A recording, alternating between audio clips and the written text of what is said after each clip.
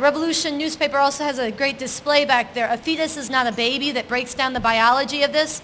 And there was an article not long ago that was in our newspaper about late-term abortion. I want to say one thing about this, because part of the thing about late-term abortion is that it's one of these areas that is very, very, very rare when you consider abortion overall, but it's made a very big deal out of by the anti-abortion movement, and it's used to confuse and muddle people a lot. And I think, you know, we have to come back to the fact that until a fetus is, you know, as long as it's a fetus, it really is a subordinate part of a woman's body. It's not an independent biological being or independent social being. It's part of a woman's body. And there are ways, this is part of the effect why the movement against abortion is also against evolution and science and any kind of reality-based thinking. You can, no, it's funny, somebody was telling this story this morning of going to the anti-abortionists with a picture of a fetus and getting them all worked up about it, and then they revealed that it was a pig fetus. No, it's true. You can have the features, and even a fetus at a certain level of development, it has the features and the shape of something that is becoming human, but it doesn't have thought, you know, its own self-consciousness, ability to feel pain. That develops very, very late.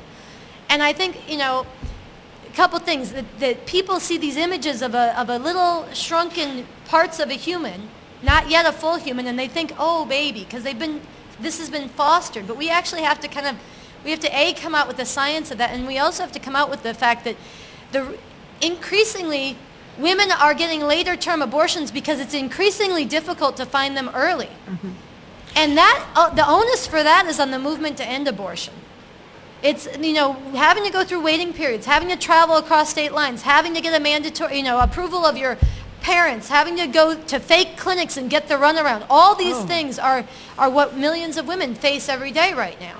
And this is why, you know, and it's true, women they discover their pregnancy later, they don't know how to protect themselves. All of this is at the fault and at the foot of the Christian fascist anti-abortion movement. They are responsible for this. And then when they create conditions that force women to wait later and later to get abortions and have a harder and harder time, and then they demonize women for being stuck in that position, we cannot accept that framework in those terms. And this, the whole thing is illegitimate. I just have to say, you know, and her thing, you don't know what each woman is going through, but the greater context of why are we putting on a procedure that's so rare, late-term abortion, and for the most women who do it, it is late enough in their pregnancy that they decided they wanted a child, and there's either a health complication of their own lives or the fetus is not developing well. Most women who get it late, and certainly if it was readily available, it would be almost all women who get it late